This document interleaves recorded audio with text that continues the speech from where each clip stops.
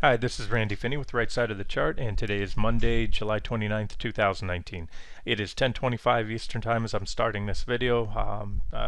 Just put out a video with a brief market update, some things to watch, Apple earnings this week, the Fed, and from a technical perspective, you want to watch these wedges here on SPY and QQQ. You have comparable minor uptrend lines there and the divergent highs. And again, the chance or the odds of a whipsaw signal occurring before both Apple and the Fed are out of the way. Apple tomorrow night, the Fed will be Wednesday at 2 p.m. And then from there, we should have the market might chop around, but it should pick a direction. And once it has the Apple earnings and both what the Fed not only does, but what they say going forward out of the way. And so again, levels were covered in that video. Check that out. What I wanted to do here is an update. And we'll keep this one very simple and focused. I'll just cover the same trade ideas that I covered last on Friday's trade idea update. So there's longs and shorts in there, and again, that's where the opportunities lie right now, in my opinion. The broad market, as I said, momentum has been waning in the broad market. We're inching higher, but we're grinding higher. And again, I see just much better risk reward opportunities, profit potential in various individual stocks. So what I'm going to do is go through the same order. It'll be a follow-up to Friday's video. This one should be a little quicker because I don't need to expand on the charts. In other words, every bullish or bearish setup that I shared at that time, I made the case for, and I believe I'm in the same order now. So we'll look at Grub first. So Grub was posted as a an objective long and a pullback here to 73.33 support with the next buy signal to come on a break above this downtrend line, and that's popped today. So it's up 3% despite the tech-heavy Nasdaq. It's a tech stock, and the Nasdaq is down 0.75%, and this one's up 3%. So there's your buy signal. Next buy signal or bullish event would be a break over the recent highs, so that would be that reaction high right there recently, and there is some resistance in there, so that one's at resistance right now. So if you caught it on the breakout today, let's see, popped up and hit that level, and we're still below it right now. So that's what that one needs to do. It needs to clear that level, and then again, next target would be up here, right around there. Let me move this line up for you just a little bit. Just a hair under 83 is where I have that target, and then possibly 95. But I'll say this: if the technicals on the broad market start to play out, that's going to give this company and a lot of tech stocks some headwinds. We have earnings tomorrow. Should have pointed that out. I must have pointed that out last week. That definitely has the potential to change the charts. So just one to watch. And again, if markets like what they hear from Apple and from the Fed, and of course Grub, if the technicals are still intact, then you have some upside potential. Otherwise, the fact they report, if nothing else, has a potential to foil or to reinforce that bullish pattern. Let's move on to the next one. I think I covered Joe and wheat next. Joe, let's look at coffee futures. Since I'd mentioned, Joe is still in a primary uptrend. Let's take a look at KC. I'm not crazy about what's going on there because it's flirting with that 99.50-ish level right there. It's not below it enough to say that it's taken it out, and it hasn't moved impulsively lower yet. But remember, last week we broke on Friday above this minor uptrend line or downtrend line.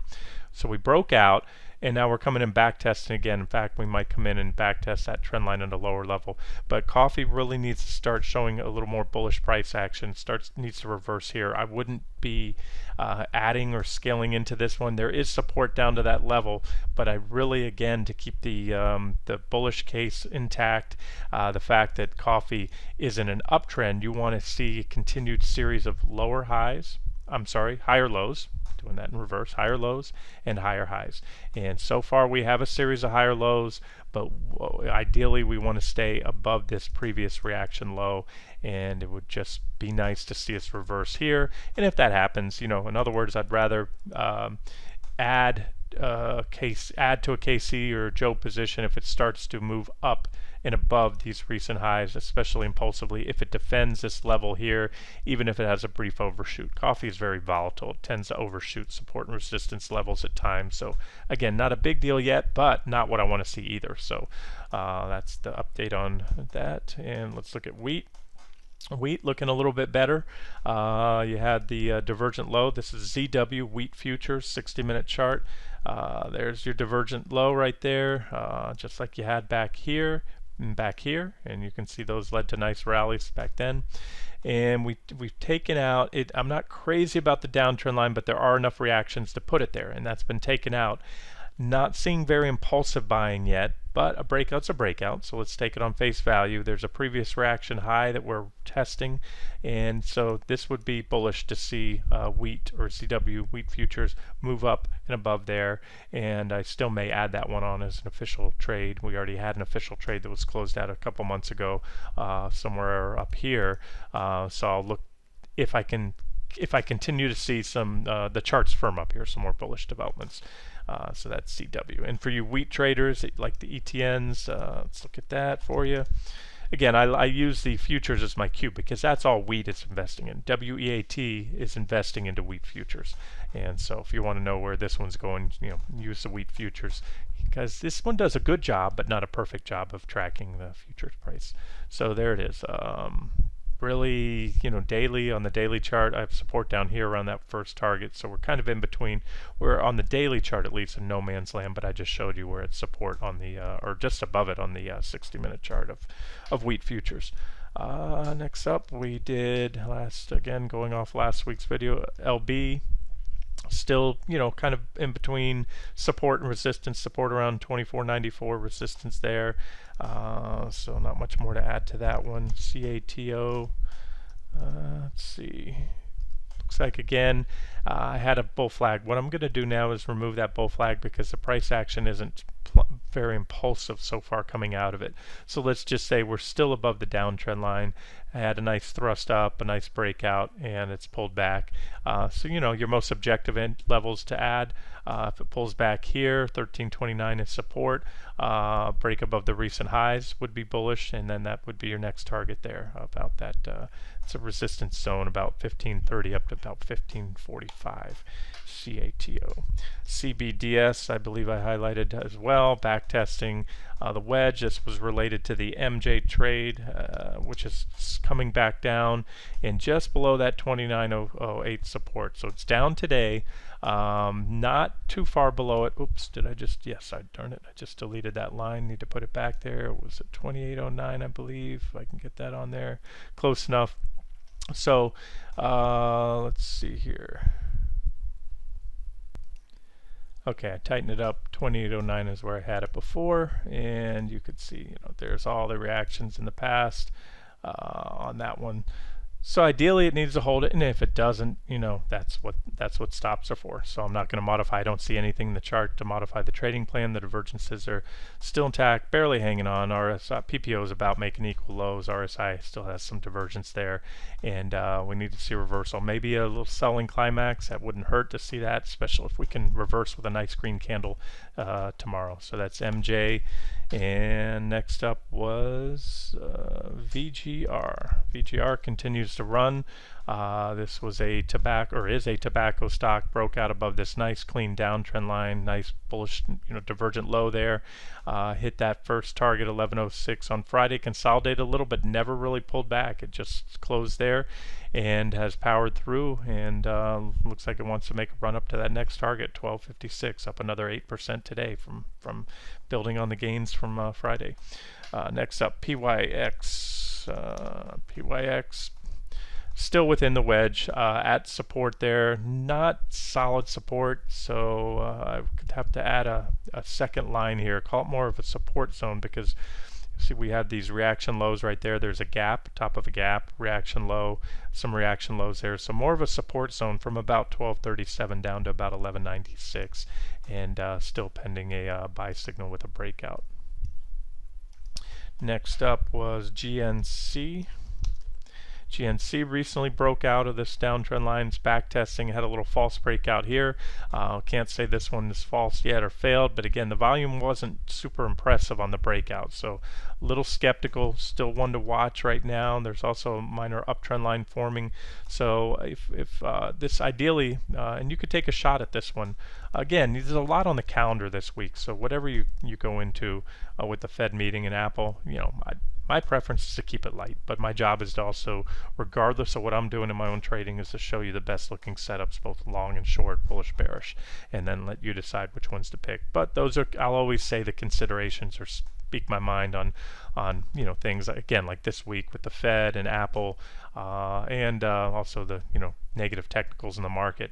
Probably best to keep things relatively light, especially on breakouts that occur, whether they're short side or long side breakouts, because they have a higher rate of failing. And again, look for increased volume to help confirm. But that would be a objective level to add to support, because you have the uptrend line as support and the downtrend line as support if it backtests. So any more downside in GNC, you could have an objective long entry with a stop somewhat below. Maybe get stopped out, nothing ventured, nothing gained. But if it pans out, all the way up to that 281 target, it's about a 46% return.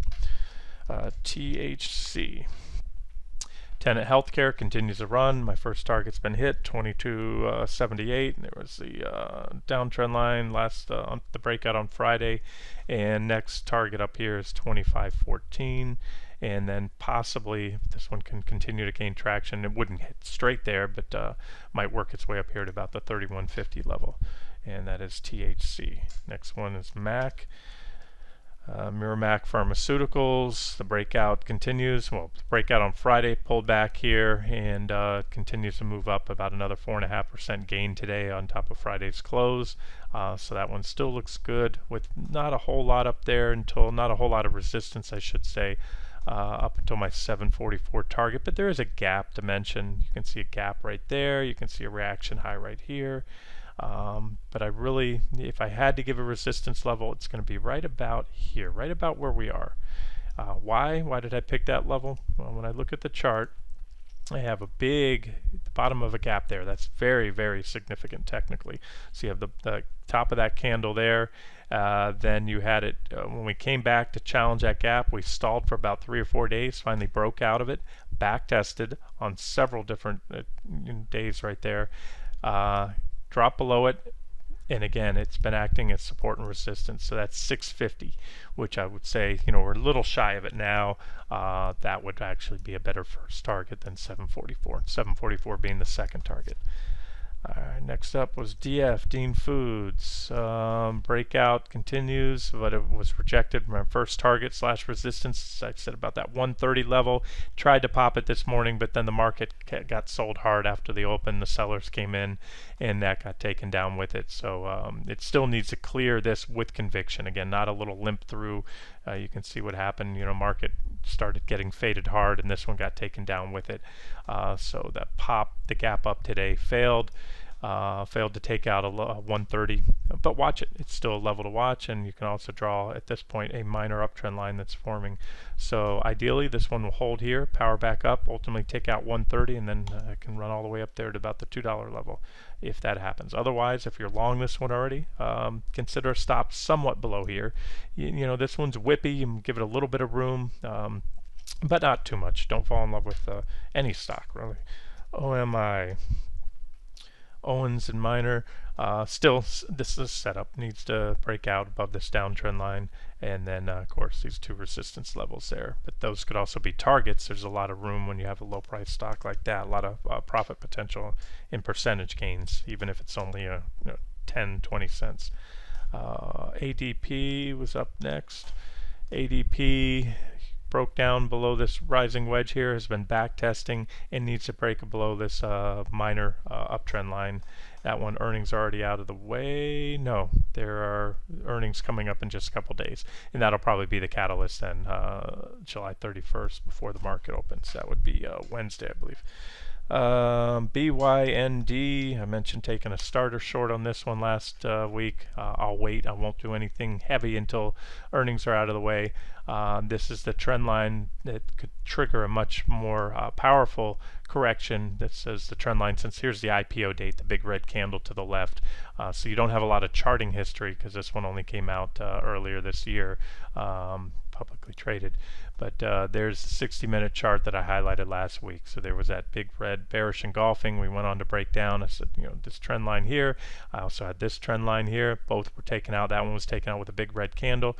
We already hit that first target. I mean, if you took this one when I posted it in the trading room last week, or on Friday, I should say, as a trade setup, the stock's already dropped 16% from where I posted it. So I'm holding on because I have a starter position. It's an earnings play. I'm either gonna get smoked, but I can't get, because I don't have too big. The stock would have to go up 50% or to hurt me. And I doubt it's going to jump 50% on earnings. And again, I'm tucking this one away right now as a swing trade, and I'll let the dust settle, whatever happens after earnings, and then we'll see where it goes. But I'm looking for a break of this trend line here, this blue trend line, and much more. I'm looking for much more downside. But I'll say, look. Normally, I was about to say this is an objective shorting entry if you didn't short it yet. And by the way, Interactive Brokers did have shares again earlier today. Right now it's dark green barred, meaning they don't have them at this moment, but earlier for a while they did have it light green barred, meaning they had shares to short. But normally I'd say this is an objective entry. You fell down, you hit my first target. Oops, where did that go? There we go. Sometimes the charts disappear when I click on these drawing tools. Hit that target down here, 204.65. You could have certainly covered there. That was the first target down there and support. We bounced off there. Now we're back testing the trend line from below. However, with earnings after the close tonight, this one will probably go in a holding pattern. So whereas that would normally be an objective short entry with a stop somewhat above in case it backtests for a little while, right now it's a gamble because of earnings tonight. So we'll see how that one goes. But already a nice 16 or so % correction since highlighted Friday. Hopefully some caught that, and if anyone's taking it home tonight, just be careful either way, whether you're long or short. Intel, INTC, Intel. Let's see, it rejected. Remember, this was the big bottom of the gap right here. Let me show you on here. We had that very, very significant gap resistance right here, about roughly 53.07. The big gap from back in, was it late April, I believe. Back tested, failed. Earnings came, and it's already come down and hit pretty much my first support level down below, close to it, about 50.68 give or take, and we still have this downtrend line. So there's Intel. Next up would be, and I'm still watching that for a possible short entry on the semis. Let's see what Apple does, because that sets the tone for the tech sector, or can affect the tech sector, I should say. And so a lot of things I'm waiting for. Let's see XLK breakdown. Let me see some more semis showing me some signs of reversing, and then we may add a SOX short trade soon. LXU and the chemical stocks I mentioned last week as well. And I even did a video before that. LXU has already hit my first target, $4 level, almost perfectly on Friday. It was before or after the high of 404. Not coincidence. That's where that target was. Hit 404 to the button, pulled back, minor reaction, relatively minor so far. And this one is after the market closed tonight, so therefore it's in a holding pattern. It's going to go either way. I still have a position in this one, small position. Like I said, a lot of these chemical stocks are reporting this week and next, so therefore I'm only taking fractional positions and keep it light, but I'll add to unless this foils. I don't want to see tomorrow, let the dust settle, but after the market opens and trading normalizes, at most I want to see a back test or pull back here to 328. I know that's a big drop, but if that happens, and it holds that support, there's very much the potential for these divergences to only be extended. So, a lot of scenarios. It can gap up, or it can open up of gaps and breaks above 404 tomorrow. Next target there is about $5. That's a nice run. But if it pulls back, it can backtest this trend line. It can also come and backtest that 328 support. In doing so, we'll still, firm up the technicals for maybe a bigger move if it can make a successful backtest. Might briefly momentum overshoot it, if there's a gap down. But again, this is the level I want to see it go at. And if it comes down here and stabilizes, in other words, it's not just free falling down there where it looks like it's going to go through, I may take a shot at a add to a position, take it to a full position there. But again, one to watch. Let me look at the other ones in this sector that I covered on Friday. EMN earnings are already out of the way on this one, kind of cracking down black below that trend line. Not exactly what you want to see. There's a divergent high right there. Now that we have a bearish PPO crossover, you can see the divergence. So wouldn't add to this one unless it either comes back to 74. That's pretty nice support you can add there, or regains the trend line, starts to move higher. And the next, then if that happens, that would be bullish. Of course, a break above the previous reaction high, and that could bring it up here to this 84.40ish. What I have, 84.50, call it 84.40 target. SQM breakout back test, August 21st earnings coming up, so we have a little time on that one. MEOH, again, it's in the wedge, reports July 31st. What is that, Wednesday after the market closes? And so it's, waiting. It's either going to break out of this wedge or foil the wedge pattern. If it takes another jog lower, it'll do so. Unless it has a huge drop, it'll only extend. It'll still have divergence. You can see the PPO continues to make a series of higher lows here, and prices making lower lows. That's positive divergence right there. HUN hit that 2107 level. It's come back in. Let's see, we have possibly a minor uptrend line, so this one would really need to reverse soon and then take out that previous reaction high. But again, you have a lot of these guys reporting here. This one reports tomorrow before the market opens, and so my point is again that that's going to set the tone as earnings start to come in the sector. It'll set the tone, and it's either going to be bullish or bearish. If it's bearish, you get a resumption of the uptrend. A lot of these breakouts will prove to be, well, you can't even call it a false breakout. A lot of these stocks have rallied since the breakout, but they'll probably peter out from there. RAYM, still like this one as well.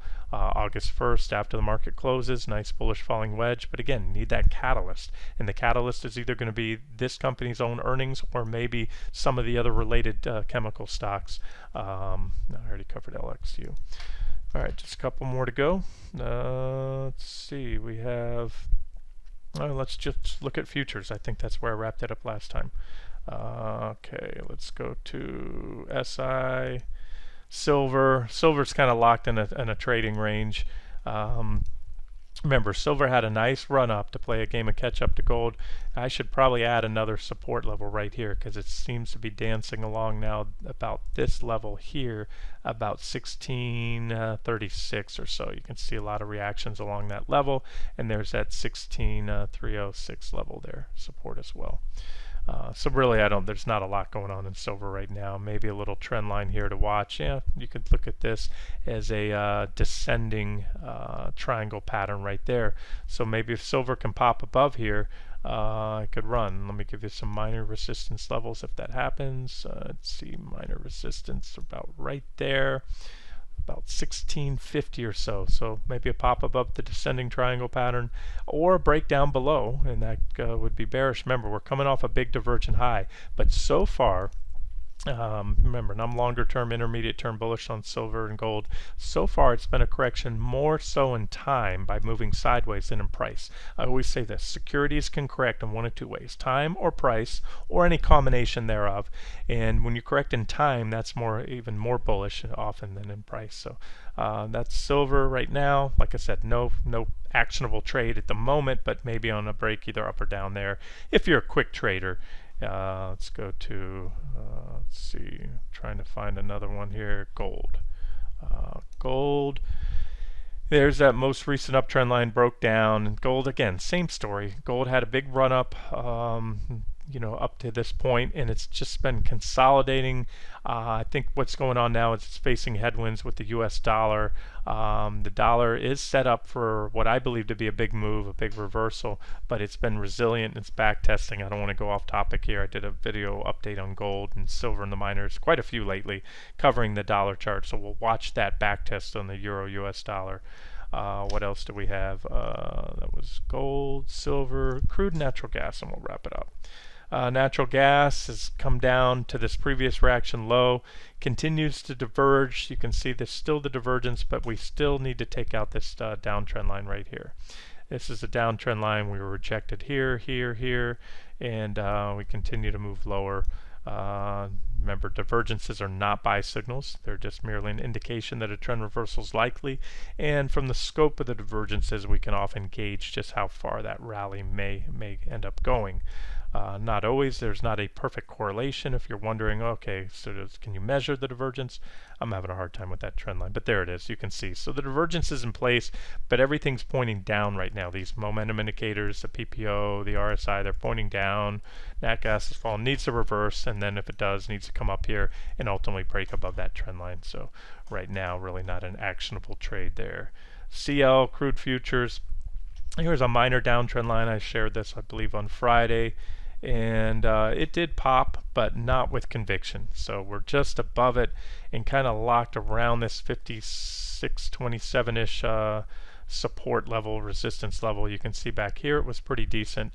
And then we started chopping through it, which kind of takes away from it. So the chart on this right now is meh.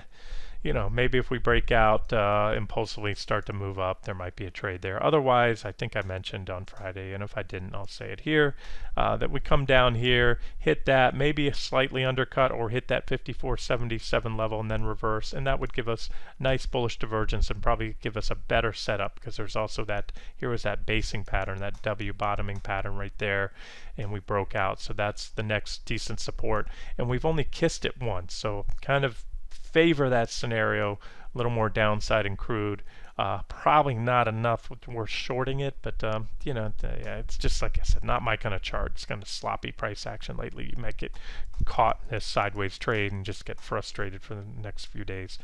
So that's that. So we'll watch that one, and I believe that is it. Let me look over my list. Yep, I think that's everything I covered last in Friday's video. So it's just a quick update to that. And again, we'll see what happens after Apple and the Fed are out of the way this week, and that should leave the markets to do what they want to do at that point.